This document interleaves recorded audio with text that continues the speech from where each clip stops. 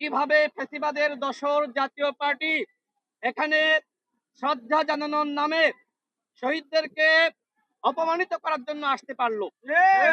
প্রশাসন কোথায়, পুলিশ কোথায়, আর্মি কোথায়, বিডিআর কোথায়?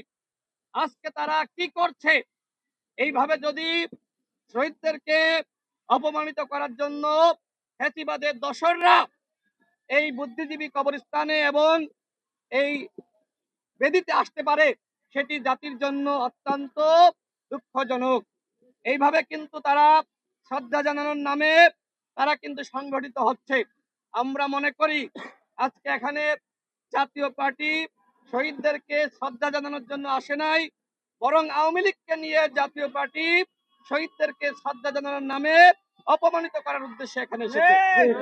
স্বাধীনতার 54 বছরে বাংলাদেশকে কিভাবে মেধাশূন্য করা যায় সেই পরিকল্পনা চক্রান্ত কিন্তু কখনোই বন্ধ ছিল না।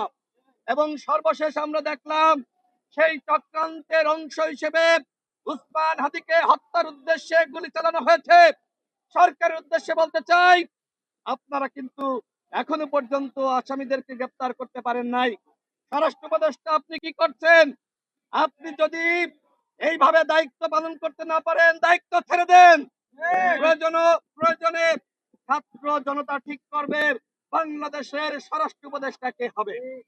গণঅভ্যুত্থানের সময় আমরা ঠিক করি নাই যে বাংলাদেশে শেখ হাসিনা আওয়ামী লীগ থাকবে কি থাকবে না। ঠিক একইভাবে আজকে আপনারা দায়িত্ব পালন করতে পারছেন না। এইভাবে সুষ্ঠু নির্বাচন কোনোভাবেই করতে পারবেন না। আমরা মনে করি এই স্বরাষ্ট্র উপদেষ্টা যদি শপথে বহাল থাকে, তাহলে বাংলাদেশে কোনোভাবেই অবাধ, সুষ্ঠু এবং নিরপেক্ষ নির্বাচন হবে না। আমাদের একটি কথা, সেটি হলো বাংলাদেশে শুধুমাত্র সুষ্ঠু নির্বাচন হলে হবে না, আগামী নির্বাচন হতে হবে ফ্যাসিবাদ মুক্ত নির্বাচন। সেই নির্বাচনে আওয়ামী লীগ, জাতীয় পার্টির 14 দল তারা কোনোভাবে অংশ নিতে পারবে না। আমরা জানতে পারছি